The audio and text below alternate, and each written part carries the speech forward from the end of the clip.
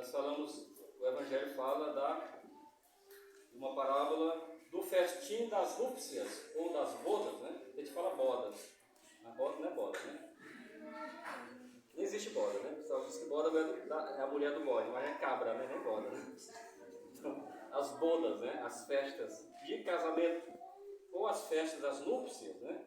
Como teve as festas das núpcias lá, sexta-feira, né? Do Fábio e Nadiane. Então, a festa das núpcias. Jesus fundou a sua igreja e enviou os apóstolos para arrebanhar, digamos, as pessoas para a igreja, que é o festim, né? Para essa festa, esse casamento, para essas núpcias. As núpcias de quem? As núpcias, o casamento de quem? De Jesus com a igreja. Então, esse casamento de Jesus conosco. É como fosse um casamento. Um casamento entre Deus e a humanidade. Entre Jesus e nós. E os apóstolos são aqueles que foram convidados, aliás, designados para convidar as pessoas. Os primeiros convidados para fazer parte dessa igreja, quem foram? Quais foram as pessoas? Foram os judeus. Aí lá fala, né? Eles não aceitaram o convite, ainda espancaram os emissários que foram enviados, eles mataram eles, ou seja, os profetas, né?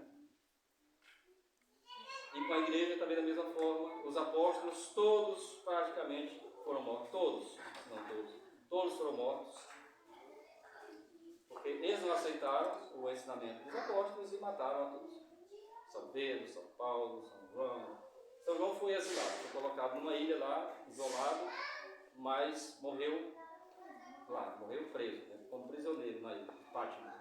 Ele fez o Evangelho, escreveu o Evangelho, inspirado pelo Espírito Santo, também fez escreveu o Apocalipse. Ele estava na ilha, estava ligado, estava isolado. É uma forma também de matar a pessoa, que isola ela, né? Mas os outros foram mortos mesmo, na espada, machado, facão, foram eliminados, né? Os 12. E isso no Evangelho fala, né? Eles mataram aqueles que foram enviados. Mataram tanto os profetas do Antigo Testamento, como mataram também os apóstolos. Porque os judeus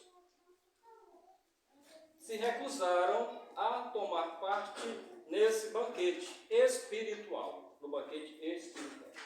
Os judeus recusaram o convite e até mataram os enviados, como já disse. O povo judeu é castigado. Por causa disso, lá nos fala, né, o rei, que tinha mandado convidar para as festas do casamento, mandou o seu exército eliminar com esse povo. O que aconteceu? Isso aqui é uma parábola, né? Jesus conta uma parábola, contando uma história, porém, no fundo, quer dizer outra coisa. O rei quem é? Deus. O noivo é Jesus. O exército, aliás, os que foram enviados são os apóstolos. E o povo, como diz qual é o nome, é o povo judeu, que mataram os apóstolos, que mataram os profetas. Então, Deus, ele enviou o seu exército para destruir aquele povo. Então, no ano 70, Jesus foi morto, né, crucificado, e também ressuscitou no ano 33. Então, aí mais ou menos 30 anos depois, 38 anos depois da sua morte e ressurreição, aconteceu o quê? A destruição do templo do povo judeu. Então, com a destruição do templo, ali também aquela religião judaica se acabou. Então, o templo é o símbolo da religião. Sem o templo, a religião não existe mais. Até hoje, essa religião judaica ela se acabou. E também ali foram eliminados todos os sacerdotes. Porque sem o templo e sem os sacerdotes para fazer o culto, não tem mais como ter a religião. Assim também aconteceu em 62. Vamos pegar, né? Com o Concílio Vaticano II. O que é que eles fizeram? mais especificamente, o que Paulo VI fez, ele não tocou fogo na igreja, não, né? Mas ele já infiltrou ali o erro. Então ele fez o quê? Destruiu o culto, ou substituiu a missa, que é o culto agradável a Deus, a Santa Missa. Nós não substituímos, nós continuamos com ela. Então ele colocou uma outra missa. E o que é pior? Ele destruiu o sacerdote. Então, sem o culto e sem o sacerdote, o que é que acontece? A religião acaba. Como nós sabemos, além de destruir o culto, fizemos fazer uma missa nova, uma missa que não é católica, é protestante, também destruiu o sacerdócio. Sem sacerdote não há como rezar o culto. Se é um povo de sem sacerdócio no judaísmo, eles não rezam mais, não tem mais culto judaico. Né? E a religião também não existe mais. Tá. Então, em 69, 68, 69, Paulo VI fez uma missa nova e depois também mudou a ordenação do sacerdote foi mudada. Então, quando se muda uma coisa na igreja, aquilo se invalida aquela coisa. Mudou a ordenação, invalidou a ordenação. Se o padre é inválido, então, imagina, o padre é inválido, rezando a missa é inválido, dá em quê? Nada. Tudo inválido, duplamente inválido. É por isso que a pessoa fala, eu vou na igreja moderna. As pessoas que realmente que participaram também, né, que depois começa a participar da igreja, como a igreja é, e fala a igreja, não, é a igreja católica. Isso segue a tradição, obviamente. Mas nós somos uma outra igreja, nós somos a igreja católica, eles são outra igreja. Na verdade é uma seita, não é nem uma igreja, né? Seita do Concílio Vaticano II. Então a gente fala assim, eu passei a vida lá na igreja moderna, na paróquia, me confessava, não sentia efeito nenhum. Quando eu conseguia se confessar, né? Que nem consegue se confessar que o padre não está lá. Está no banho, está banhando, está na casa da prima, na casa do primo, do sobrinho, da filha. Então não tem tempo para atender os fiéis. Então quando confessa, aí eu confesso, não, isso não é pecado não, vai para casa, vai. Você amou, você fez com amor, então não tem pecado. Tem com amor, né? Aí a pessoa vai lá e não se confessa, e quando se confessa, ainda o padre diz que não é pecado, então só não muda. Não muda. Pelos frutos conhecereis. Então o ministro é inválido, o ministro é inválido, o sacramento é inválido. Então a pessoa vai lá, entra ruim e sai pior. Né? Entra mal e sai de mal a pior. Por quê? Porque não tem mais. Os sacramentos não são mais verdadeiros. Os efeitos dos sacramentos também não acontecem porque não tem sacramento. É simulação de sacramento. É uma missa falsa, a pessoa comunga lá achando que está comungando Jesus e não é. É um pão abençoado e mal abençoado ainda. É duro de falar isso, né? É duro de achar, mas como é que eu... E aquelas pessoas que estão lá, minha família que está lá, que continua. É misericórdia, né? Deus tem misericórdia dessas pessoas, né? Então, o convite continua aberto, né? O convite continua aberto. Vai às praças convidar para o festim, para o verdadeiro festim, para a verdadeira festa, para as verdadeiras núpcias. Não é essa falsa núpcia, não é esse falso casamento, essa falsa missa, mas para a verdadeira missa. Muitos nem dão ouvido, né? Isso é tipo para a nossa realidade. Muitos nem escutam, essa é uma de louco. Isso daí não vou. Mas muitos vêm, né? Graças a Deus algumas pessoas vêm. Muitos são convidados, mas no final o nosso Senhor vai falar. Muitos são convidados, mas poucos são os eleitos. São os escolhidos, né? Então, dentre os muitos convidados, algum ou outro não vai estar com a roupa, com a vestimenta adequada. Não fala vestimenta, simplesmente a vestimenta aí da modéstia, né? Mas a vestimenta espiritual. Ele não vai estar vestido adequadamente. Ele não vai estar dando o seu testemunho de vida adequadamente como se deve. Aí voltamos lá para a primeira leitura, para a epístola, que vai nos dizer: se você roubava, não roube mais. Se você fazia coisas erradas, não faça mais. Se você mentia, andava a vida era mentindo, né, para poder se sobressair, para poder passar a perna nos outros, você estava só mentindo, não minta mais. Somos homens de verdade, da verdade. Se você se prostituía, não se prostitua mais. Se você vivia na farra, carimbó, nos pancadões, né? Não vá mais. Se você se vestir como indecentemente, né? Porque é muito quente aqui, o pessoal, não, é muito quente, eu vou usar roupa de praia, né? Vou falar outra coisa, roupa de praia. Né? Você anda na rua aí com só de calcinha e de blusinha, olha lá. E as feministas que pudessem andar com os peitos de fora andavam, né? As feministas querem andar que nem homem, né? Então são machistas, né? Não são feministas. Querem vestir como homem, então não são feministas, são machistas. Então eu vou andar como os homens. Ou vou andar como uma pessoa que estou na praia. Então a pessoa tem que se vestir assim, se comportar assim, se fazer essas coisas erradas, então não faça mais. Então, as vestes para participar desse banquete tem que ser as vestes de um bom cristão. Bom comportamento, uma vida moral adequada, né, à sua condição de católico, não uma vida moral depravada, mas uma vida moral de acordo com o que pede a Santa Igreja, a doutrina da Igreja ensina que vivamos. Porque senão, quando chegar o rei, né, ele diz, como é que você entrou aqui? Você está com a roupa, você está com as vestes para o casamento. Aí vai mandar os ministros pegarem essa pessoa e jogar fora. Lá vai haver choro e ranger de dentes. Porque nem todo aquele que diz Senhor, Senhor, entrará no reino dos céus. Isso vale para todos nós. Muitas vezes a gente acha, não, agora eu achei o caminho da verdade, da igreja, é aqui. A igreja católica realmente é isso que ela ensinou, sempre ensinou. Então eu estou no caminho certo. Mas eu não quero vestir a roupa, né, da responsabilidade, do compromisso. Não quero ter uma vida virtuosa.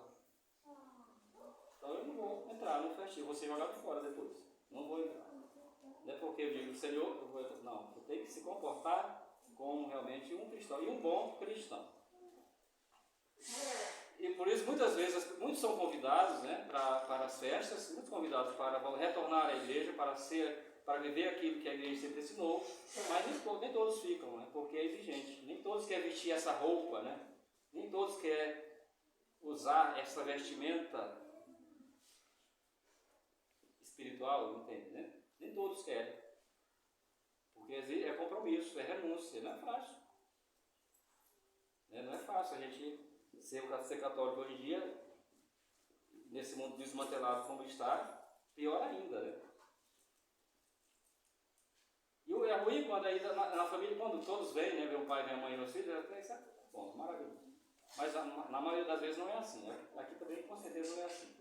Então o filho vem, o pai não vem e a mãe não vem. Aí a briga, lá não vai estar. Aí começa a falar, lá não vai porque lá é aceita. Então o pai vem, a mãe vem e o filho não vem. Ou então vem o pai e a mulher não vem. E os filhos não vêm. Aí fica essa briga, puxa pra cá, puxa pra cá, puxa pra cá, pra lá. Aí eles nem vão nem lá e nem cá. Nem 8 nem 80, né? Aí fica em cima do muro. Aí um dia vai para a missa nova, né, dançar um pouco lá, balançar o esqueleto, cantar Nega Mariama. Vocês contam isso aqui? Cantava lá não. Nega Mariama, Mãe Nega Aparecida, essas coisas todas, só de respeito a Nossa Senhora.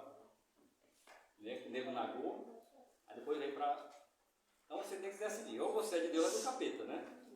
Ou é quente ou é frio, ou você é católico ou você é protestante.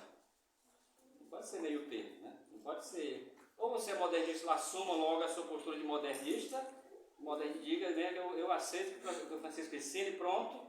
Se ele mandar casar um homem como eu vou, eu aceito isso porque ele que manda, ele é o Papa, então aceite. Não fique em cima do muro. Tem gente ainda que diz que é tradicional, mas que continua seguindo Francisco. E Francisco diz, vai ter que fazer isso. Você tem que rezar a missa nova, não é essa missa tridentina. Mas os tradicionais, eles desobedecem o Papa deles e rezam a missa tridentina. Francisco manda, você vai ter que abençoar esse casal de homossexual. Aí os tradicionais dizem, não, eu não vou fazer isso. Você está desobedecendo, tem que fazer o que ele fala. Tem que rezar a missa nova, tem que casar gay. Porque é isso que ele ensina, que a igreja nova, essa igreja fundada aí, nos escombros da igreja católica, tentar destruir a igreja católica para fundar essa seita do Concílio Vaticano II, é isso que ele ensina. Francisco é o mais escancarado, o mais esculhambado, né? Mas os outros também não eram pior, eram mais espertos, eram mais capciosos, mais inteligentes, né? Eles conseguiam mudar ali, né? Na escuridão, a pessoa nem percebia. Mudar a missa, por exemplo, não, vai mudar só a língua.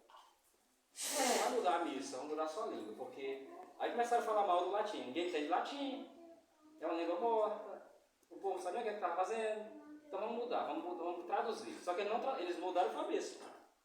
Quem vê a missa tridentina e a missa nova de Paulo VI vai perceber a diferença completamente gritante. É um arrebento de missa aquilo lá.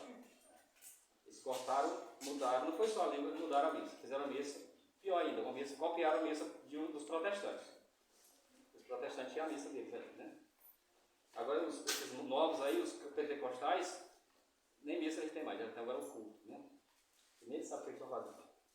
Começa cantando, aí canta no meio, canta no final, grita, chora, não sabe nem o meio, nem o começo, nem tem meio, nem o começo, nem tem fim. Assim como deu o culto da renovação carismática católica, do meu jeito. Da ICC, que é protestante, né?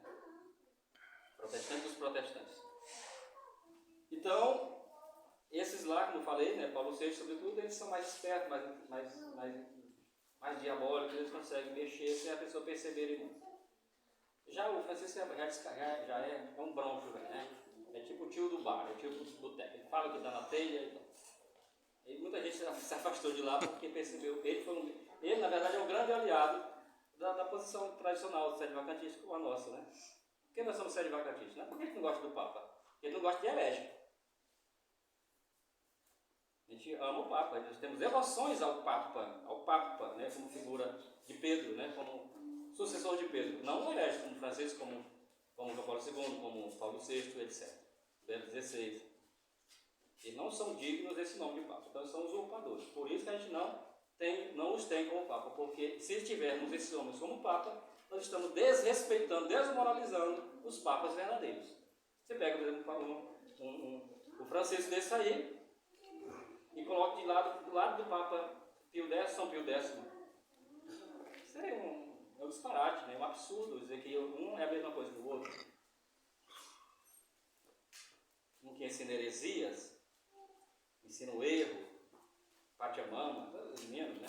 Casamento, bênção de homossexuais, nada contra, você fala, nada contra o homem. Mas a gente não aceita o pecado que vive ali. Eu vou dar bênção a um casal homossexual, eu estou sacramentando um pecado.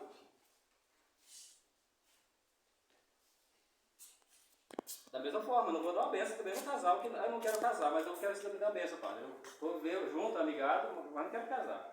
Eu vou dar a benção, estou dando a benção a um pecado de fornicação. Então, se você quiser ter a vida matrimonial, você tem que casar. Se não quiser casar, viva como solteiro. É simples, é difícil, mas essa é a opção. Se você quiser ter a vida de casado, vivendo amigado, você vai para o inferno.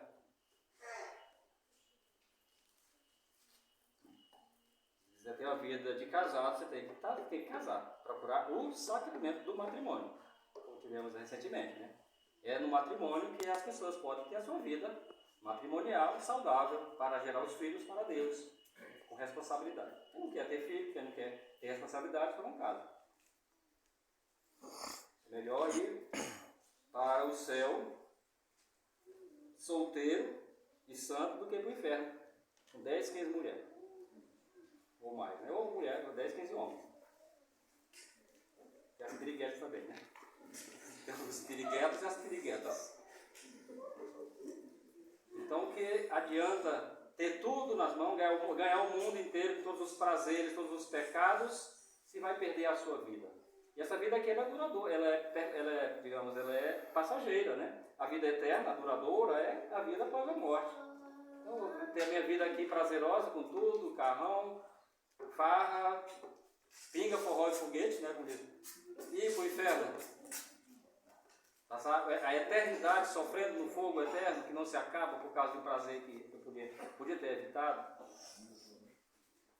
Mas eu queria vestir essa roupa do mundo, né? Então eu vou ser jogado fora quando chegar nosso Senhor. Sai daqui, você não é digno de estar aqui no meio. Então procuremos, nos esforcemos para praticar as virtudes cristãs. Os ímpios querem acusar a religião católica, servindo-se das palavras dos próprios católicos. Os revolucionários, os anarquistas que tramam contra os governos sentem-se bem quando os católicos os acompanham nas suas revoltas contra os legítimos poderes. Então nós temos que ter esse cuidado também para não se juntar àqueles que estão perseguindo a igreja.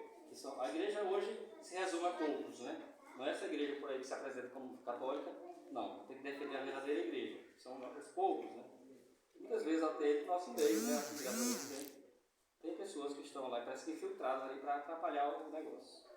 Se dizem defensores da verdade, mas na verdade estão trabalhando para o inimigo, para o anticristo, para destruir aquilo, espalhando cisânia, espalhando mentira, fofocas, e isso destrói a religião. Então, que nós possamos, como dever, abraçamos o nosso dever de católicos, edificar as pessoas, edificar os homens, através do nosso exemplo e também de nossas palavras. Então a gente vai edificar, vai conquistar pessoas para as núpcias, para o casamento, né, para a festa, para a igreja, com o nosso testemunho, com as nossas palavras. Então, ele pode fazer muita coisa, não pode nem falar, não pode, mas o nosso testemunho vai falar muito. Mesmo que as pessoas lá, até parentes, não me compreendam, não me entendam, viva como católico, dando o nosso testemunho, sendo verdadeiros. Isso contra fatos, né, não há argumentos. Né? Mesmo que ele diga, mas você ano passado era isso, era aquilo, agora você quer ser santo? Sim, eu quero ser santo. Qual o problema? Ser santos como o vosso Pai é santo, diz nosso Senhor. Né? Então é para isso que estamos aqui. Então se eu vivia no passado, se meu passado era um passado sujo, mas hoje não, hoje o meu passado eu procuro viver com as vestes, né, daquele que realmente foi convidado para as núpcias. As vestes com as virtudes e qualidades católicas cristãs, né? Para concluir, Santo Agostinho era uma pessoa de uma vida muito devassa, né? Antes de se converter, ele era pagão, era uma seita lá que ele seguia, dos maniqueus. O maniqueísmo, né? Uma religião que acreditava que na natureza tinha Deus, por exemplo. Né? Existia dois poderes, existia o bem e existia o mal. Então os dois eram igual. O demônio fosse igual a Deus, em poder, né? Que ele sabe que não é. Deus é que criou o demônio, né? Não criou o mal, né? Criou Lúcifer, né? Aí ele se revoltou pela revolta, desobediência, orgulho e vaidade, ele se afastou de Deus e Deus jogou ele no inferno. São Miguel, né? No inferno. Mas aí é um ser inferior a Deus, nada. Então, o maniqueísmo, Deus era igual ao demônio, assim, em pé de igualdade. Né? Era Deus brigando com o demônio e aquela briga infernal. E na natureza, tudo era Deus. Por exemplo, você pegava uma fruta, apertava assim, saía, era Deus que brigava do caldo da fruta. Isso era absurdo dessa religião maniqueia, né? E Santo Agostinho, antes da conversão, obviamente, seguia. E Santa Mônica, sua mãe, rezou aí 20 anos para a conversão dele e conseguiu, né? Se tornou um grande santo. Santo Agostinho. Certa vez, já após a sua conversão, ele passando por um lugar da luz vermelha, né? Ele gostava de passar por esse lugar. Aqui tem luz vermelha por aí, antigamente tinha, né? Hoje não, hoje não precisa mais nada. Ele passando na região da luz vermelha e lá uma mulher lá na calçada começou a gritar ele, né? Agostinho, então isso. E ele recomendado aqui, mas ele faz de conta que nem estava ouvindo. Ele passou do outro lado da rua, né? Fazendo de conta que nem era com ele. Mas pela insistência dela, ele se virou. E ela disse, Agostinho, eu sou aquela, né? Aquela. Esse eu não sou mais aquele. Ele é muito inteligente. Eu sou aquela, né? Eu não sou mais aquele. E seguiu a sua viagem. Então assim também somos nós. Mas você, né? Naquele tempo você gostava de estar jogando direto, jogando sinuca, gastando dinheiro com festa, com mulherada. Mas eu não sou mais aquele. Eu sou uma nova pessoa. E isso a gente demonstra não só com palavras, mas sobretudo com os nossos atos. A pessoa vê isso realmente. Eu nunca mais vi ele saindo. Então realmente parece que ele mudou. E se a pessoa não quiser acreditar, o problema dela. Né? O importante é a gente saber que nós estamos usando, né, as vestes nupciais. E no dia que o Senhor vier, né, que a gente não seja jogado fora. Porque estamos vestindo realmente a roupa das virtudes cristãs, das virtudes católicas. E isso vivemos como exemplo, né, testemunhando, demonstramos que estamos vestindo a roupa das virtudes e também pelas palavras, quando forem necessárias. necessárias. Tá? Louvado seja o nosso Senhor Jesus Cristo.